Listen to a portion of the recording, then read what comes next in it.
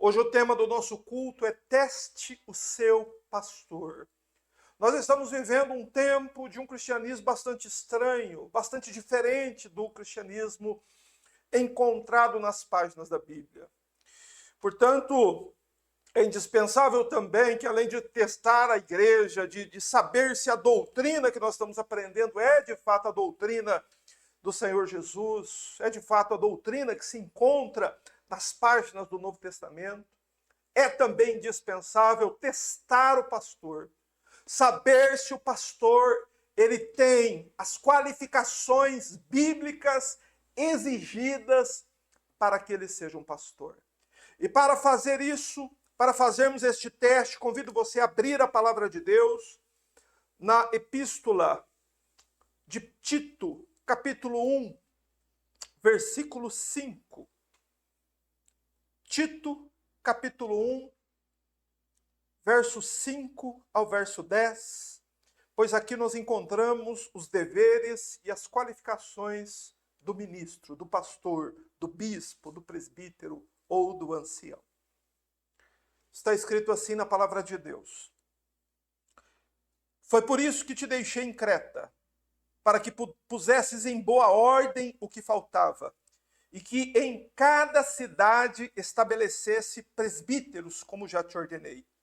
Alguém que seja irrepreensível, marido de uma só mulher, que tenha filhos crentes, que não sejam acusados de libertinagem nem desobedientes. Pois, como responsável pela obra de Deus, é necessário que o bispo seja irrepreensível, não arrogante, nem inclinado a brigas, nem ao vinho, nem violento, nem dominado pela ganância, mas hospitaleiro, amigo do bem, sóbrio, justo, piedoso, equilibrado. Que se mantenha firme na palavra fiel, conforme a doutrina, para que seja capaz tanto de exortar na sã doutrina, quanto de convencer os opositores.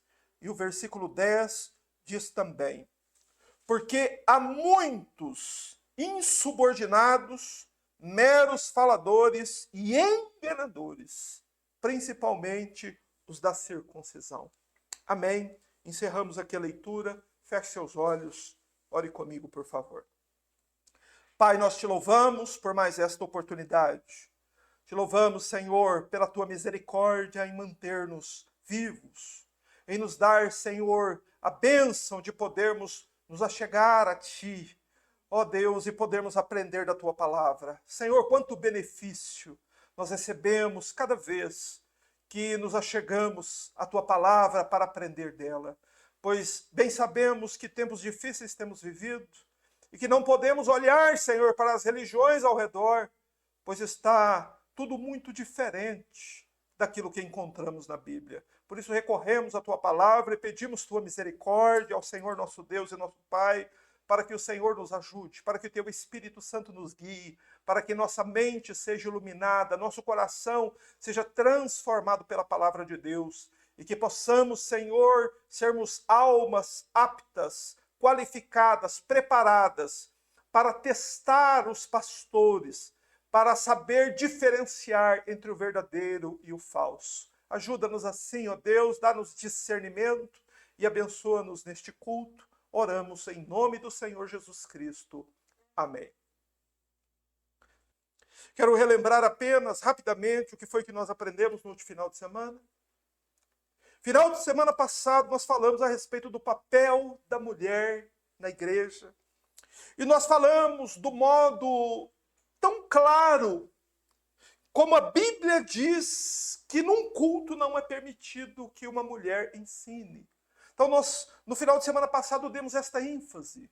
Mostramos que, de acordo com a Bíblia, mulheres não podem ser pastoras. Mulheres não podem ser bispas. Mulheres não podem ser presbíteras, nem obreiras, nem diaconisas. Estes ofícios ministeriais, de acordo com a Escritura, só podem ser exercidos por homens. Assim diz a palavra de Deus, assim estabelece a palavra de Deus. Porém, hoje eu quero levar os irmãos a compreender um outro lado desta mesma questão. São homens que devem exercer o ministério. Porém, não é qualquer homem que pode exercer o ministério. Existem exigências bíblicas, existem qualificações exigidas pelo Espírito Santo para que um homem ele possa exercer o ofício de presbítero ou bispo ou pastor ou ancião.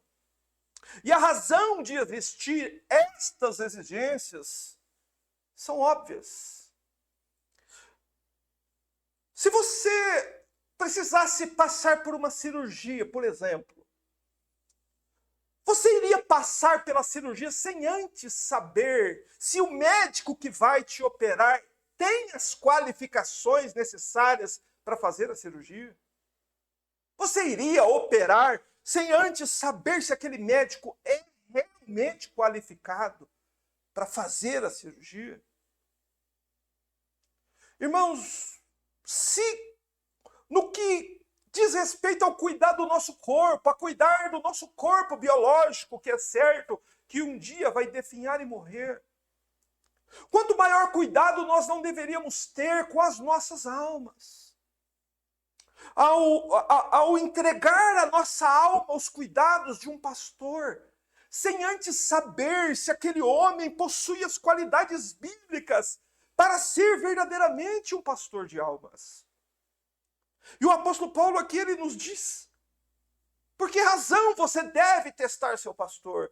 Por quais razões você deve ver se seu pastor tem essas qualificações?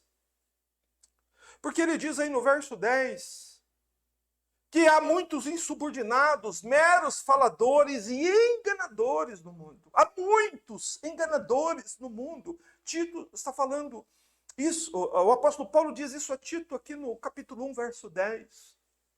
Amados irmãos, há muitos homens com ternos muito bem cortados, com belos ternos, pregando em belos templos. Homens que dominam a arte da oratória, homens que têm uma excelente voz, uma excelente dicção, que dominam a arte da oratória, que sabem falar, que sabem pregar. E homens que são também carismáticos. Não é uma pessoa carismática, é uma pessoa que ela desperta naturalmente a admiração das outras pessoas por ela.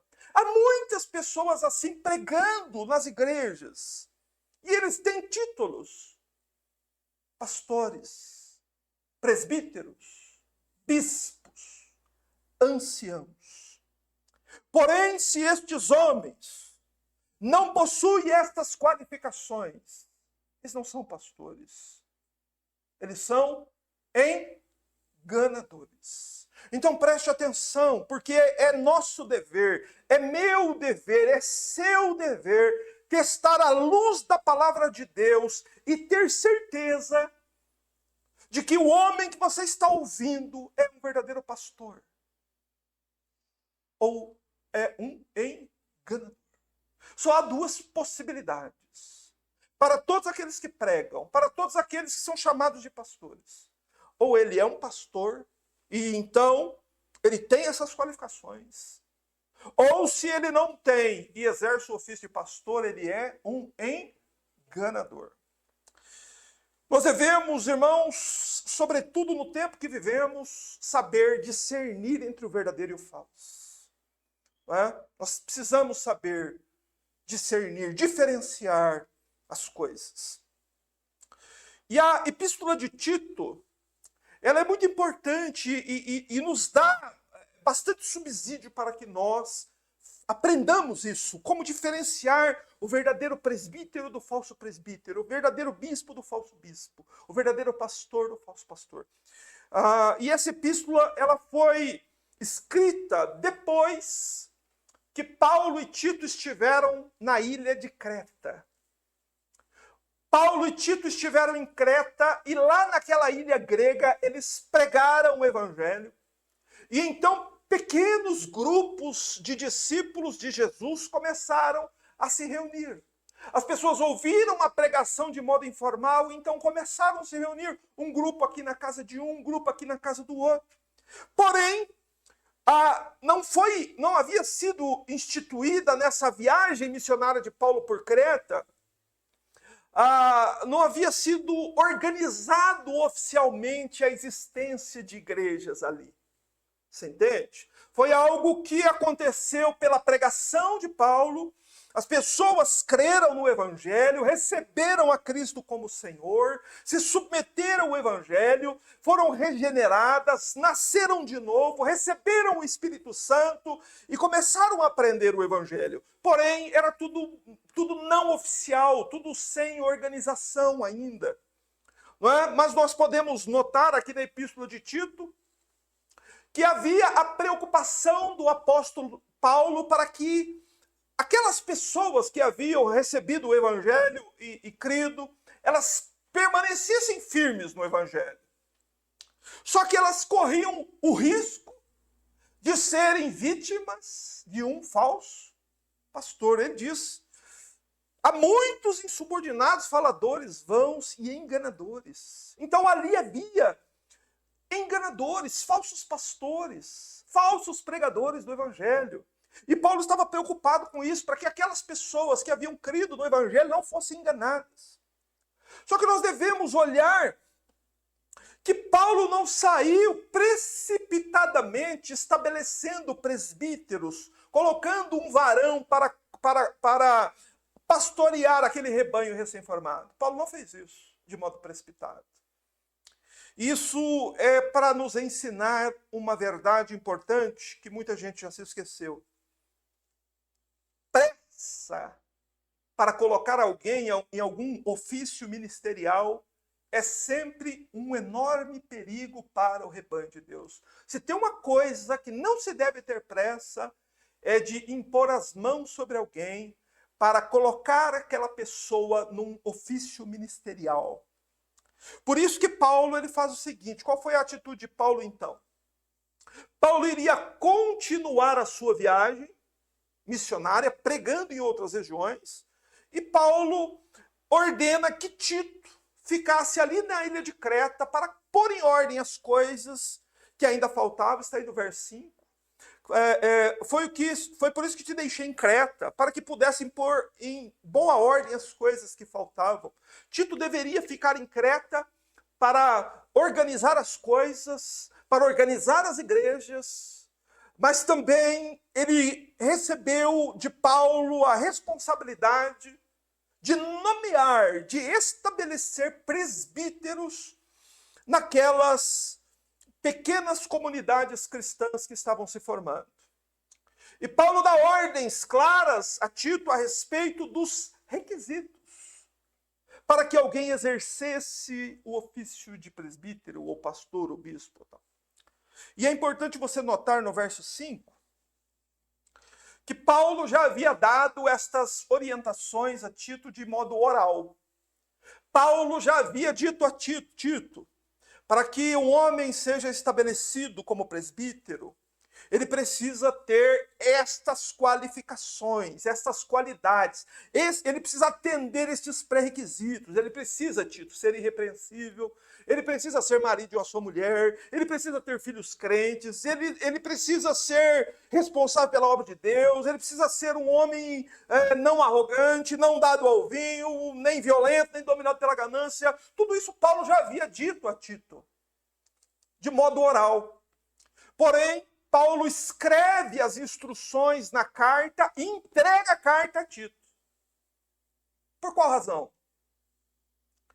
Irmãos, este gesto de falar e depois escrever é, em primeiro lugar, para que Tito não se esquecesse de nenhum destes pré-requisitos. É para que a memória de Tito não viesse a falhar diante de tanto trabalho que ele tinha pela frente e ele acabasse passando por cima e desconsiderando algum desses pré-requisitos. É por isso que Paulo faz o quê? ele escreve e entrega por escrito a Tito, para que Tito não esquecesse. Mas também há uma outra razão, presta atenção, escuta. Para que estas qualificações nunca, jamais fossem esquecidas pela igreja. A igreja jamais deveria se esquecer de como deve ser o caráter de um pastor. Quais pré-requisitos um pastor precisa ter? Então, por isso que Paulo faz isso. Ele transmite oralmente as instruções e depois Paulo escreve e entrega a Tito, e pela graça de Deus, por obra do Espírito Santo, esta carta está na Bíblia e nós temos as exatas instruções que Paulo deu a Tito há 2000 anos atrás.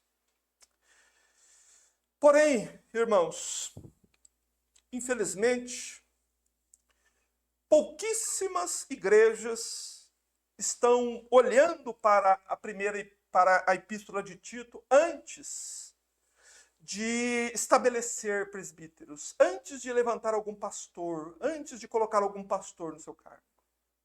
Geralmente, sabe como as igrejas fazem? Elas estabelecem os próprios critérios dela. Elas criam as normas.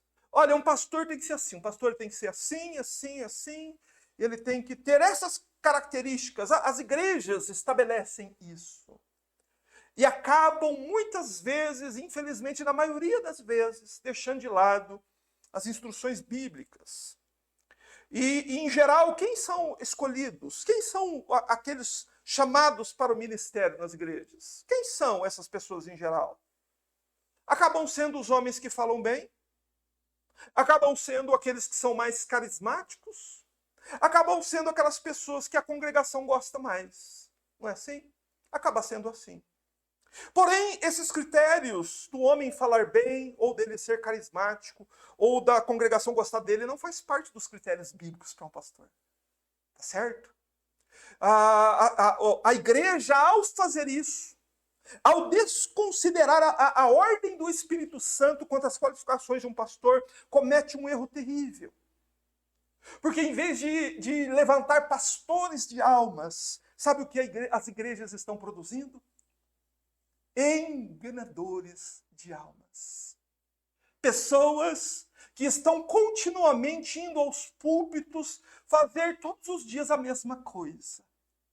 Dizer para a igreja aquilo que ela quer escutar.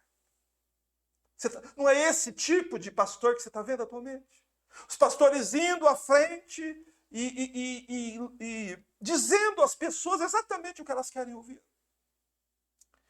E é também por causa disso que tem havido essa explosão nos escândalos envolvendo pastores.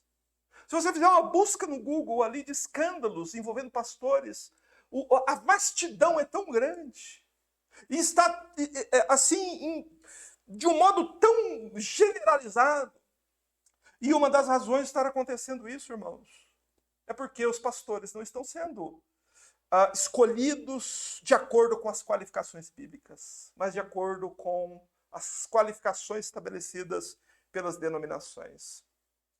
Por isso eu quero convidar você a olhar para estas palavras inspiradas pelo Espírito de Deus, palavras que foram deixadas pelo apóstolo Paulo para a igreja de todos os tempos, palavras que têm poder de conceder a você a graça, a sabedoria, de aprender a diferenciar entre um pastor de almas e um enganador de almas. Nós vamos notar que nas palavras de Paulo existem vários pré-requisitos, existem várias exigências indispensáveis para que alguém exerça o ofício de pastor. E Paulo começa a falar disso aí no verso 6, dizendo assim: alguém que seja irrepreensível marido de uma só mulher. Ou seja, como que Paulo começa a lista dos pré-requisitos? Ele começa dizendo assim: Tito, o presbítero, o bispo, o homem que vai presidir aquela igreja, que vai ali ensinar a palavra de Deus, que vai cuidar daquele rebanho, ele só pode ser designado se ele tiver estas qualificações. Por isso que ele começa assim: Tito, encontre alguém que seja.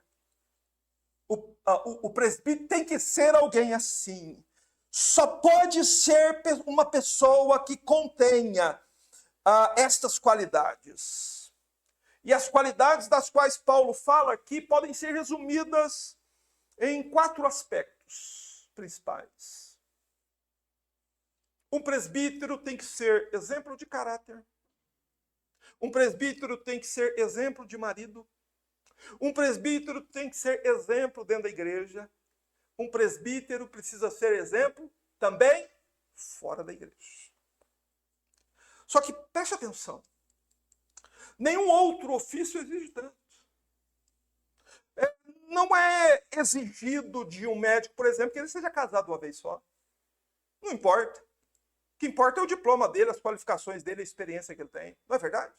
Quando você vai procurar um médico lá e você está doente, você pergunta para ele assim: ô doutor, o senhor é casado quantas vezes? Ô doutor, o senhor tem algum vício? Doutor, o senhor comete algum escândalo por aí? Você não se importa com a vida secular dele. O que importa é o que ele faz. Mas com o ministério pastoral não é assim. É mais importante a vida do pastor do que qualquer outro aspecto nesse sentido. Nenhum ofício exige tanto do homem. Por que não? Por qual razão? Porque o ofício pastoral exige tantas qualidades de um homem. Por que tantas qualidades e qualidades tão radicais?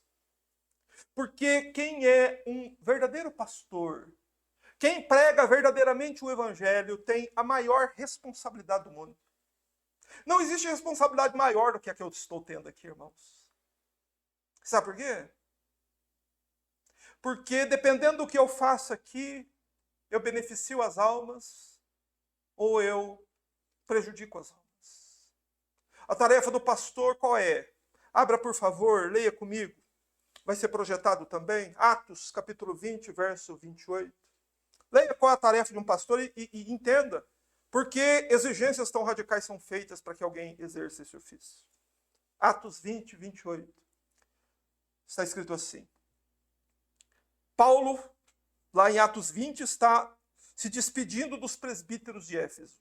E ele diz: portanto, tende cuidado de vós mesmos e de todo o rebanho, sobre o qual o Espírito Santo vos constituiu bispos, para pastoreardes a igreja de Deus, que ele comprou com o próprio sangue.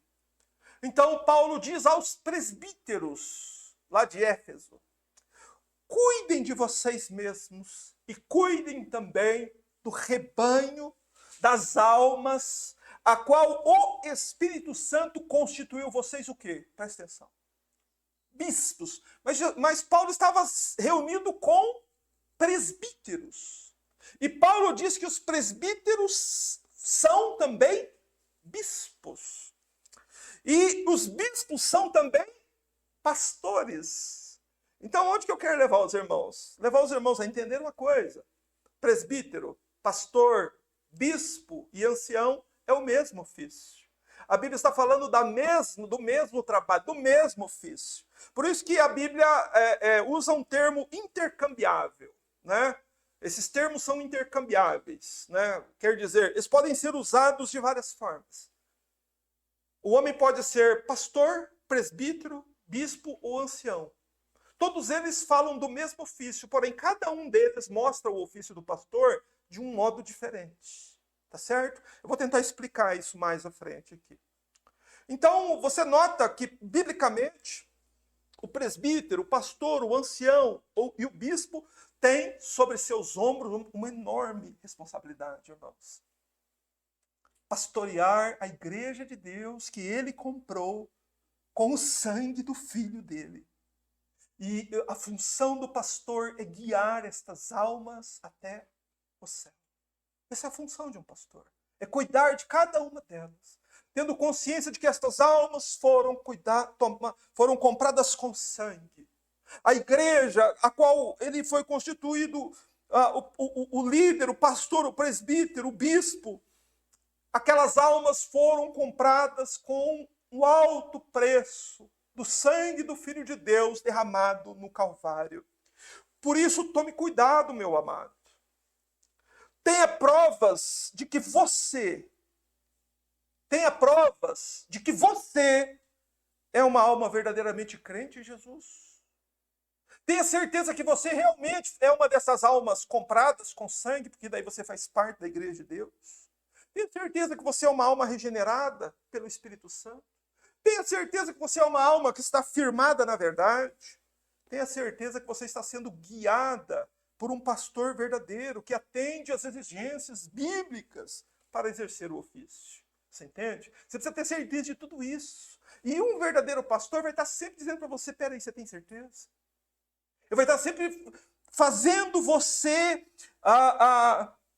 ir mais a fundo para saber mais a respeito de você mesmo. Você é realmente uma alma verdadeiramente crente? Você realmente nasceu de novo? Você está certo disso? Seguro? Você tem prova bíblica que você é uma alma que nasceu de novo? Você é uma pessoa firmada na verdade? Você está sendo guiada para o céu por um pastor que atende às exigências bíblicas para ser um pastor?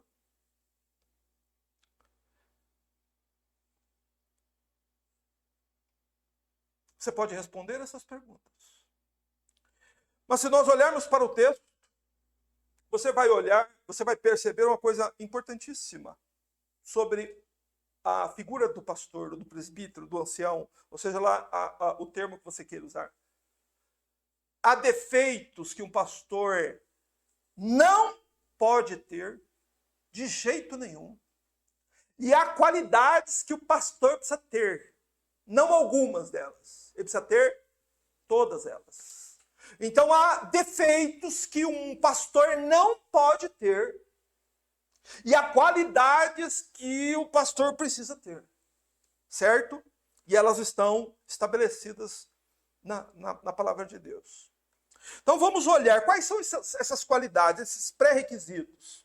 O primeiro, eu quero que você se recorde do que Paulo disse no verso 5, que foi a ordem que ele deu a Tito, para que Tito fosse a Creta e de cidade em cidade estabelecesse presbíteros.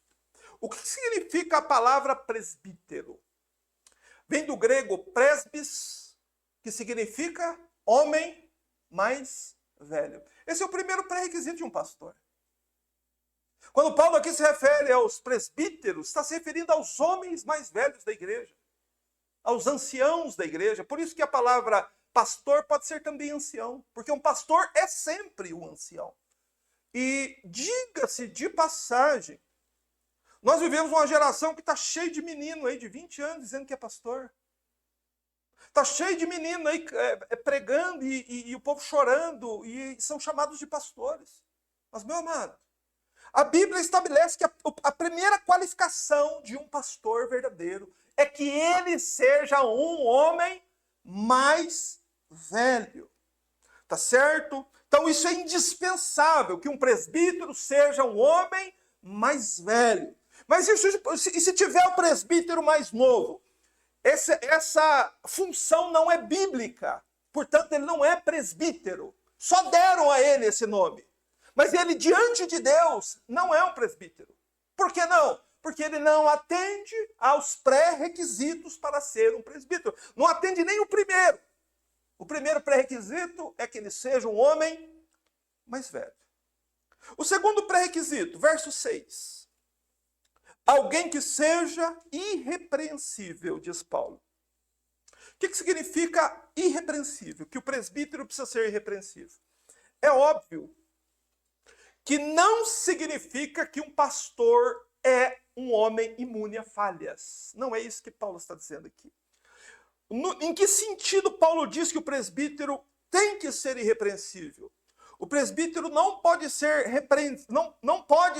repreensível dentro das qualificações estabelecidas aqui pelo apóstolo Paulo. Você entendeu? Ele não pode, por exemplo, ser um homem casado segunda vez. Isso torna repreensível. Ele não pode ser um mau pai, um pai violento. Isso torna ele repreensível. Ele não pode ser um homem de mau caráter. Torna ele repreensível. Então, o presbítero, ele precisa ser exemplo de caráter, exemplo de marido, exemplo de pai, exemplo dentro da igreja, exemplo fora da igreja. É isso que Paulo está dizendo. É isso que significa aí a palavra irrepreensível. O terceiro pré-requisito diz respeito à vida conjugal do pastor. Você deve muito prestar atenção na vida conjugal do pastor. Leia comigo aí, por favor. Um presbítero, ou um bispo, um pastor, ou um ancião precisa ser indispensavelmente o quê? Marido de uma só mulher. Então há três coisas que são óbvias nessa declaração de Paulo. A primeira questão óbvia aí, que só pode ser presbítero um homem. Ele tem que ser marido. E a palavra marido já denota, já revela que esse é um ofício exclusivo para homens. Então, ele é marido, ele é homem. A segunda questão óbvia, ele é casado. Então, um presbítero precisa ser indispensavelmente um homem casado. Está escrito aí na Bíblia. Tem que ser marido de uma só mulher. E tanto isso é verdade, porque está escrito na Bíblia, mas também, se você procurar no restante da Bíblia um presbítero solteiro, você não vai encontrar. Presbíteros são sempre casados. Além do mais, são homens mais velhos, não é? Então, evidentemente, são homens casados. E, evidentemente, que esse pré-requisito para um pastor é indispensável.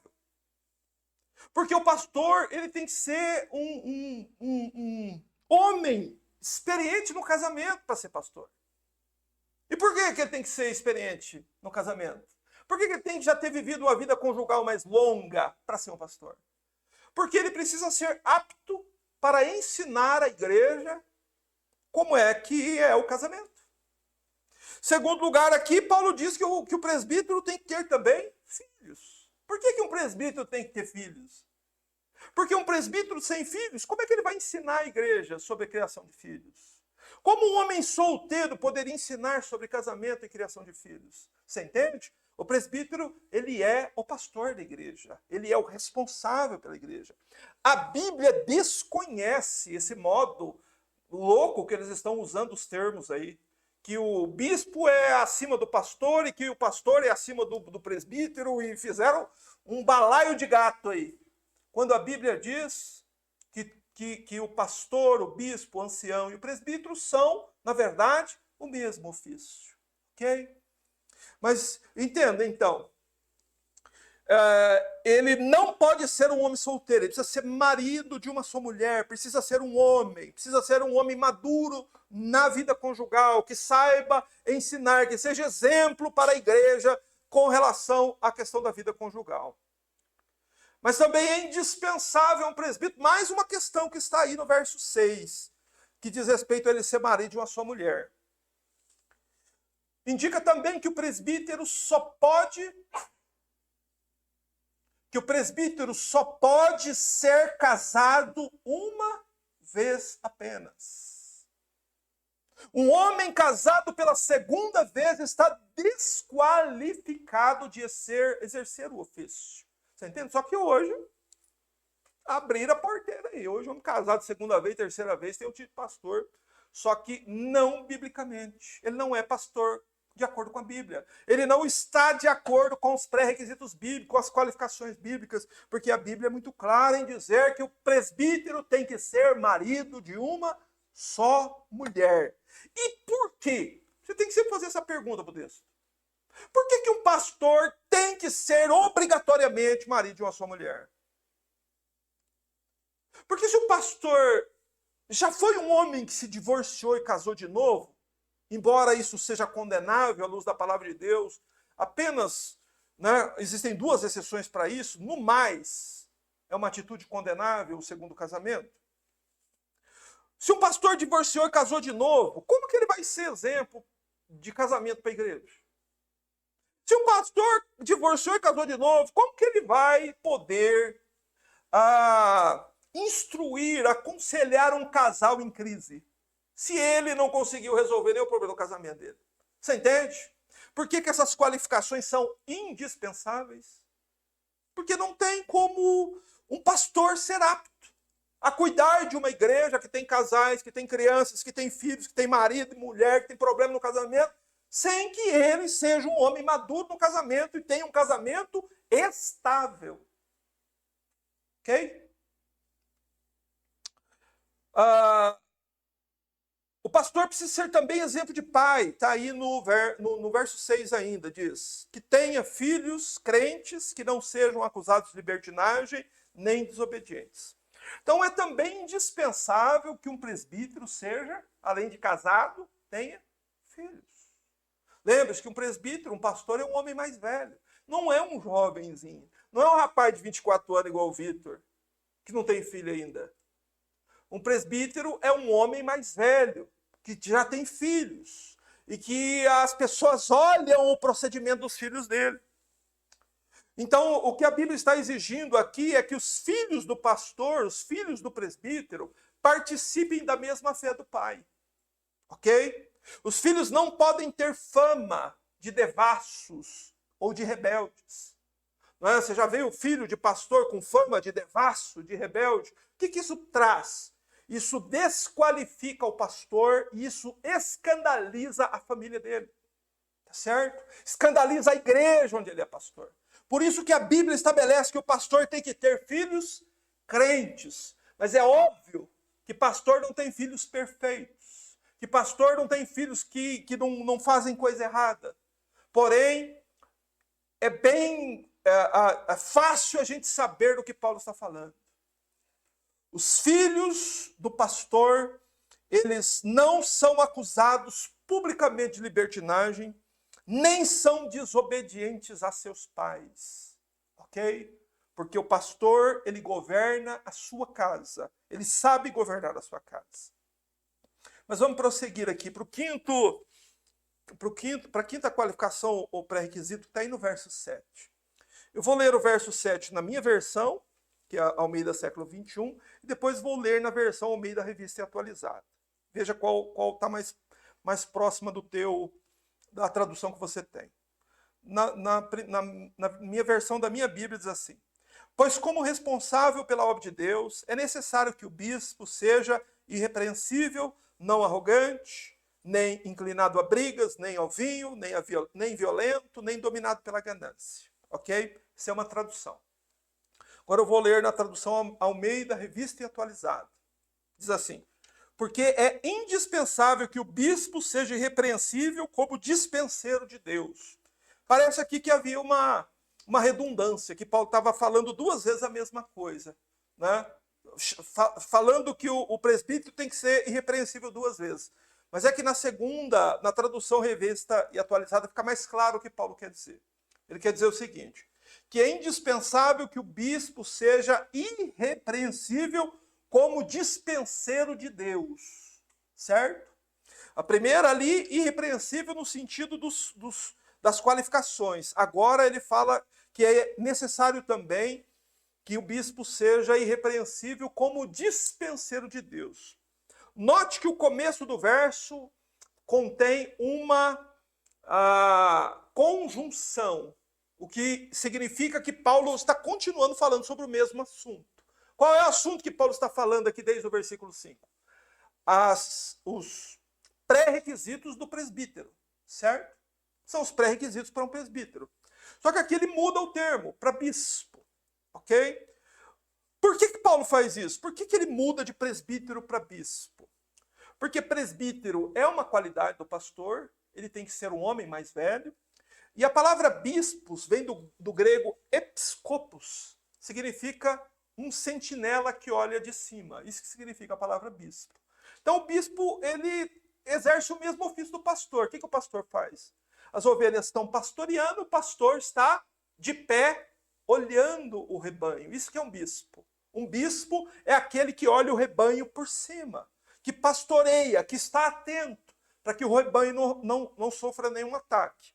E ele diz que é indispensável que o bispo seja irrepreensível como dispenseiro de Deus.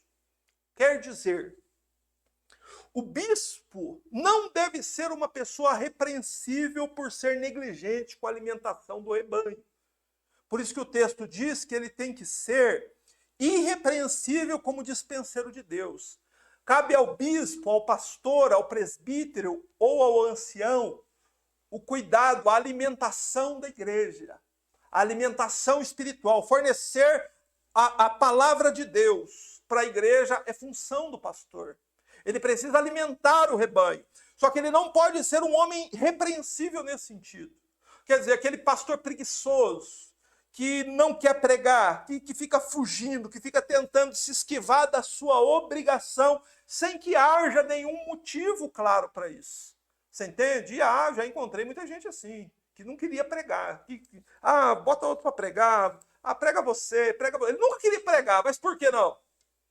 Porque preparar a pregação dá trabalho, irmãos. Preparar alimento dá trabalho. Não dá trabalho? Minha esposa às vezes começa lá 9 horas da manhã o almoço. Dá trabalho, 2 horas preparando almoço. Irmãos, preparar a pregação dá trabalho. Mas o bispo, aquele que foi colocado pelo Espírito Santo como responsável de uma congregação, ele precisa estar consciente dessa responsabilidade. E ele não pode ser repreensível nesse sentido. Ele não pode ser um preguiçoso, um negligente. Não é? Porque ele é o responsável, cabe a ele a responsabilidade de fornecer o alimento para a igreja. Por isso que Paulo diz que ele, para que o bispo seja irrepreensível como dispenseiro de Deus. O que é um dispenseiro? Dispenseiro é quem cuida da dispensa. A dispensa onde se guarda o alimento. E o pastor, ele é o responsável pelo alimento. Onde é que está a dispensa da igreja? Irmãos, está aqui a dispensa da igreja. Esse é o alimento da igreja. Isso é o que sustentou a igreja desde do começo e sustenta até hoje. É a palavra de Deus e é a função do bispo, do pastor, como dispenseiro de Deus, ter consciência de que essa é a responsabilidade dele. Ele não pode deixar o rebanho morrer de fome. Ele tem que fornecer continuamente alimentação para o rebanho. Mas o sexto item, a sexta qualificação, aí no verso 7 ainda diz: não arrogante, que o bispo seja irrepreensível, não arrogante. O que significa? O bispo não pode ser um homem convencido, vaidoso ou orgulhoso. Isso desqualifica o pastor. Você já percebeu como pessoas revestidas de autoridade muitas vezes excedem os limites e se tornam arrogantes? Você já viu como líderes religiosos muitas vezes se tornam arrogantes? Você já viu como às vezes pastor de igreja é arrogante? Só que esse é um defeito que um pastor não pode ter. O pastor ele precisa ser humilde. Ele não pode ser arrogante. E por que tem que ser assim? Porque Cristo, que é o supremo pastor das ovelhas, ele mesmo disse que ele é manso e humilde de coração. Então, o supremo pastor das ovelhas é manso e humilde. E assim é dever de todo pastor colocado para cuidar do rebanho de Cristo, seja humilde como Cristo foi. Não um homem arrogante, não um homem convencido, vaidoso, orgulhoso. Pois tem pastores, por exemplo, que não pregam para pequenas congregações. Já houve até histórias de pastores que quando convidados para pregar numa igreja, perguntam: quantos membros tem? Tem menos de 500? Não vou, não prego para menos de 500 pessoas. O que é isso? Orgulho, vaidade, presunção. Pois o próprio Cristo, não uma vez, não apenas uma vez, mas mais de uma vez, Cristo pregou para uma pessoa apenas. Você lembra? Jesus trouxe uma das suas maiores pregações para Nicodemos à noite, só ele e Nicodemos. Uma outra vez Jesus trouxe um dos seus maiores sermões só para ele e a mulher samaritana lá no poço. Você entende? Então não importa para o verdadeiro pastor quantas pessoas estão vindo. Ele é como Cristo, manso e humilde de coração, não está preocupado com essas vaidades, essas coisas tolas. Amém? Então, o pastor não é arrogante, ele também não pode ser inclinado a brigas, né? Colérico em algumas versões, ou seja, o pastor tem que ser um homem pacífico, que significa isso? Ele evita, ele se desvia de discussões. Não é um homem agressivo, não briga na rua, não briga no trânsito, não discute com o vizinho. Você entende? Um pastor, ele é um homem pacífico. E essa é uma das qualidades, é uma das bem-aventuranças. Não é? Jesus diz, bem-aventurados os pacificadores. O pastor tem que ser pacífico. Ele não pode ser inclinado a brigas, nem ao vinho. Quer dizer, ele não pode ser inclinado ao vinho. Quer dizer que ele não pode ser um homem ébrio, um beberrão, um homem que se embriaga. Isso é uma atitude, é um defeito que o pastor não pode ter. Pastor que bebe, você está vendo o pastor, ele está bebendo, ele está se embriagando, ele já começou a falar mole, começou a falar bobagem. Isso desqualifica o pastor. Ok? Essa é uma qualidade que o pastor precisa ter. E por último aí, no verso 7, né, último nesse versículo, diz que o pastor também não pode ser nem dominado pela ganância. O pastor não pode ser um homem que ama o dinheiro. Você entende? Ô irmão, você entende? Mas liga a TV, o que você mais vai ver. O homem começou a pregar, o que começa a aparecer? Começa a passar embaixo no Bradesco, Itaú, Banco do Brasil, Caixa Econômica, parece um banco lá que você nunca ouviu falar. Pix, né? Os códigos, escaneia aqui. O pastor não pode ser um homem dominado pela ganância. Isso quer dizer que o pastor não deve ser um homem ganancioso por dinheiro, um homem ávido por lucro, e sobretudo por lucro indevido, lucro ilegítimo. Um pastor não pode ser assim. Nós devemos ser cuidadosos, porque são os enganadores, que são os homens dominados pela ganância. Abre a sua Bíblia um instantinho, você está aqui em Tito. Volta aqui uma página da sua Bíblia, 2 páginas.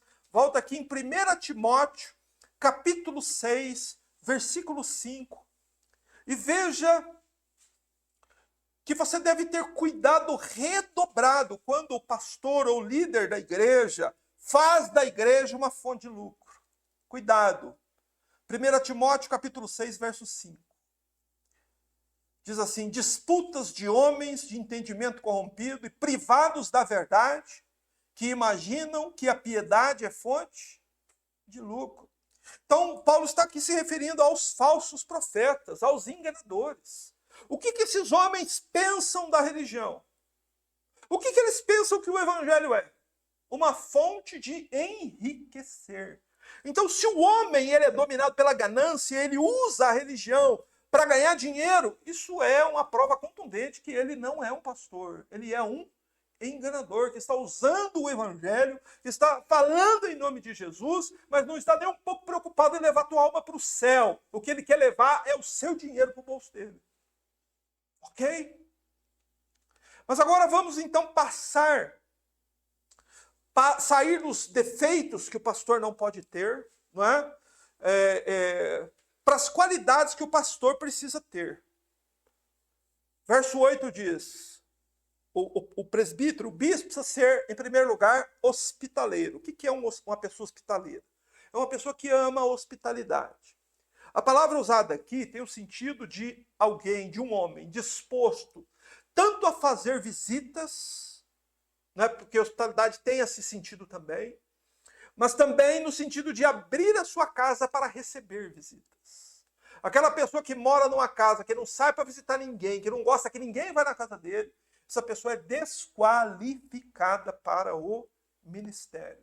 Mas como eu já disse, há pessoas que querem um ministério só de púlpito.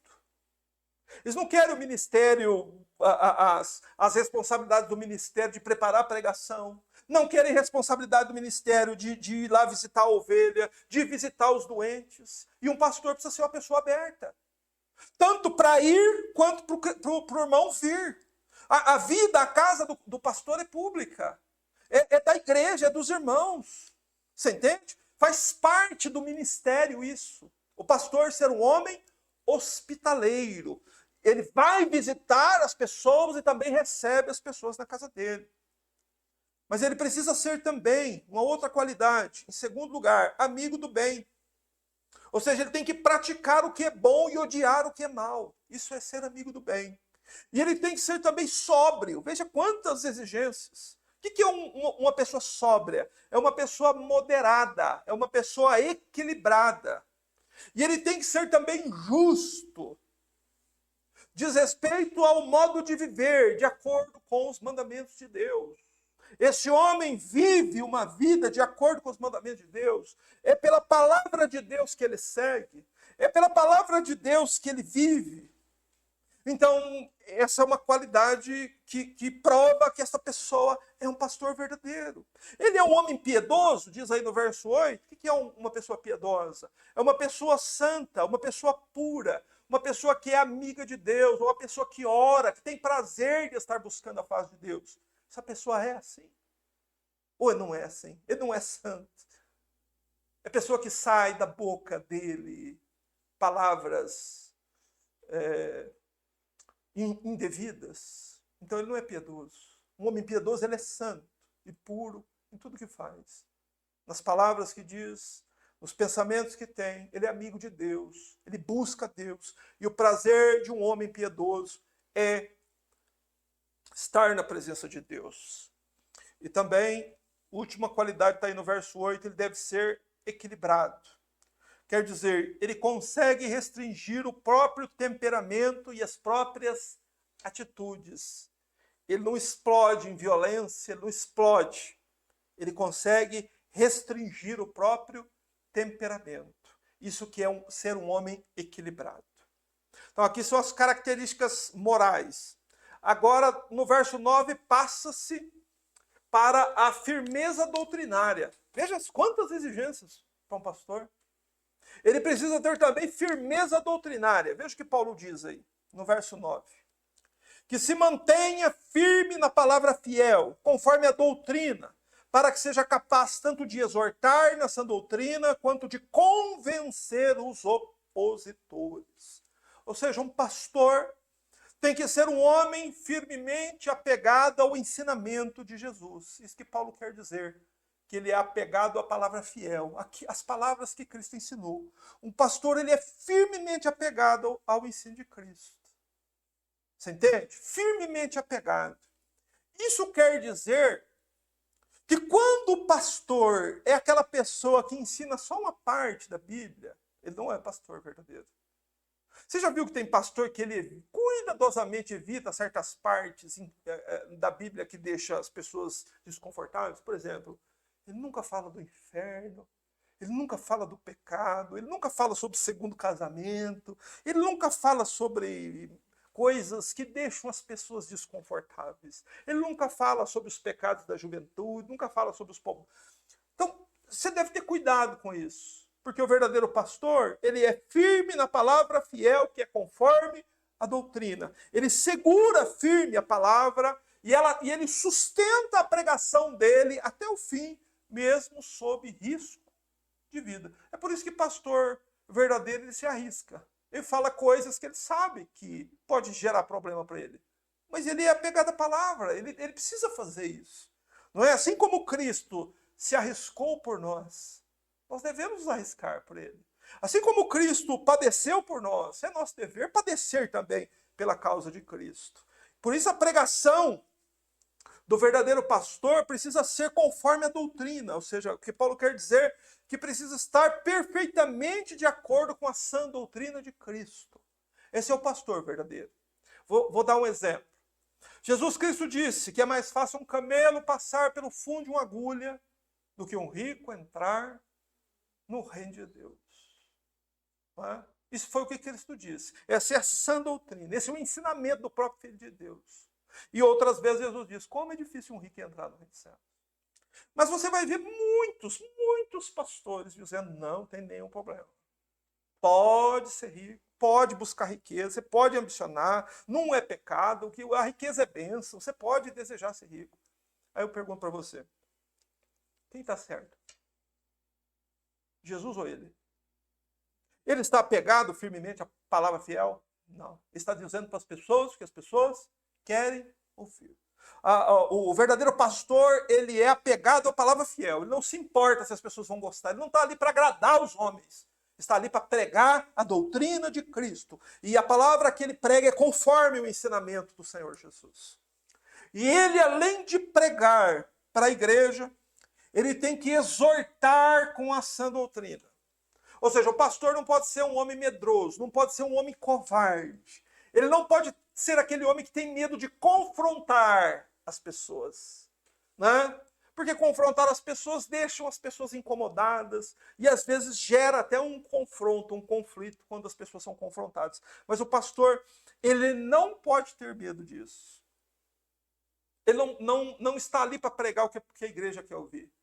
Ele está ali para pregar o que a igreja precisa ouvir, para alimentar a igreja, para pregar a verdade. Por isso que Paulo diz que ele precisa ser capaz de exortar. O que é exortar? A palavra grega é parakaleo. Exortar significa convocar para estar ao lado. Então, o que é exortar? O que é a exortação pastoral? Às vezes o pastor vê que aquele irmão está se desviando da verdade, está se distanciando, está acreditando em coisas que não estão escritas na Bíblia, começa a se afastar da verdade. O pastor exorta, para quê? Para trazer aquela pessoa de volta ao lado. Okay? A pessoa agora está acreditando em campanha, a pessoa está acreditando agora nesses falsos milagres, a pessoa está acreditando... O pastor, então, exorta a igreja. Tem gente que está acreditando que pode viver no pecado, que vai chegar no céu. O pastor precisa exortar a igreja. Para quê? Porque essa pessoa está se afastando da verdade. Ele precisa ser trazido de volta ao lado. O pastor precisa ser capaz de fazer isso. Ensinar, corrigir e estimular as pessoas com sua pregação. E além disso, e não menos importante, ele precisa também convencer os opositores. Você prestou atenção aí? Leia aí na sua Bíblia, o final do verso 9. Final, a gente chega nesse horário, o pessoal nem lê mais o que está na Bíblia. Leia o texto que está aí. Diz assim: para que seja capaz tanto de exortar na sã doutrina, quanto de convencer os opositores. Ou seja, o que um pastor tem que ser capaz de fazer também? Ele precisa ser capaz de refutar com a Escritura quem o contradiz. Alguém contradiz o que o pastor diz. Ele vai lá e diz: meu irmão, lá na Bíblia, no livro tal, capítulo tal, versículo tal, está escrito isso. Ele refuta com a palavra os opositores. Então aqui fica bastante claro para nós que a tarefa do verdadeiro pastor não consiste apenas em pregar a verdade. Você entende? Além de ter que pregar todo o conselho de Deus, toda a Escritura, toda a doutrina de Cristo, é dever do pastor também denunciar o erro. Você entende? O pastor não pode ser omisso. Se está errado, ele precisa denunciar. Se ministério feminino é errado e é antibíblico, ele tem que meter o dedo na cara e dizer: está errado. Não é assim que a Bíblia diz. O pastor precisa ser capaz de fazer isso, e ele tem que fazer isso sem medo. Ele precisa ser capaz de refutar as objeções e de defender a verdade a qualquer custo. Por isso, irmãos, entenda, né, que Paulo, ele diz aí no verso 10, que nós devemos ser cuidadosos, porque há muitos insubordinados, faladores e enganadores, e poucos verdadeiros pregadores. Então, encontre um pastor verdadeiro. Olhe na sua Bíblia, veja as qualificações do pastor e teste o seu pastor, para você ver se realmente aquele homem é qualificado, realmente é um homem separado e constituído pelo Espírito Santo para conduzir a igreja de Cristo para o céu. Você entende? Teste, faça este teste, faça isso como se a sua vida dependesse disso, porque realmente depende. Porque um enganador, ele engana não descaradamente, ele engana sutilmente. É igual um falsificador de moeda. O falsificador de moeda não tira xerox da nota de 100, e sai passando por aí. Ele faz uma muito, mas muito parecida com a verdadeira, que você precisa olhar. Hoje as pessoas usam até um equipamento para saber se a nota é verdadeira ou não é. Meu irmão, mas muito mais importante que uma nota de 100 é a sua alma. Muito mais importante que seu dinheiro é a sua vida. E você precisa entender que a Bíblia exige que um ministro de Deus seja um homem assim. Que estes defeitos que Paulo aponta aqui, ele não pode ter. E que estas qualidades que Paulo prescreve aqui, ele precisa ter. E por isso que ele diz a Tito, Tito, agora vá e estabeleça presbíteros, como eu já te ordenei. E a nós, irmãos, cabe clamar a Deus e pedir a sua misericórdia para nós termos discernimento. Porque o mundo está repleto de falsa igreja, falso evangelho, falso pastorado. Tudo que é falso tem demais. Nós precisamos ter discernimento para saber diferenciar entre o verdadeiro e o falso. Vamos orar ao Senhor. Convido você a reclinar sua cabeça. E você mesmo, peça a Deus, ore, suplique ao Senhor. Deus, Senhor Deus, me ajude. Eu preciso saber, Senhor.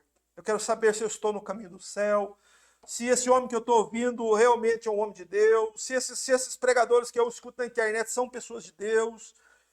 Você precisa saber disso. Você precisa ter certeza disso. Graças te damos, Senhor, por tão bendita e preciosa palavra, por tão ricos e profundos ensinamentos, por verdades que por muitos anos ficaram escondidas de nós. Mas agora, Senhor, aprove a Ti nos revelar por Tua palavra e trazer à nossa atenção estas coisas. Ajuda-nos, Senhor, para que estas qualidades estejam nos verdadeiros pastores, nos homens de Deus. Que, Senhor, haja compreensão destas exigências e que o Senhor nos ajude a todos, para que sejamos apacentados, guiados, conduzidos. Senhor Deus, e aqueles que estão já sob esta atribuição, possa cumprir o ministério, possa cumprir o seu dever diante de Deus, pastoreando a igreja do Senhor até o céu. Abençoa-nos assim, Senhor, fica conosco. Graças te damos, no nome santo do Senhor Jesus. Amém.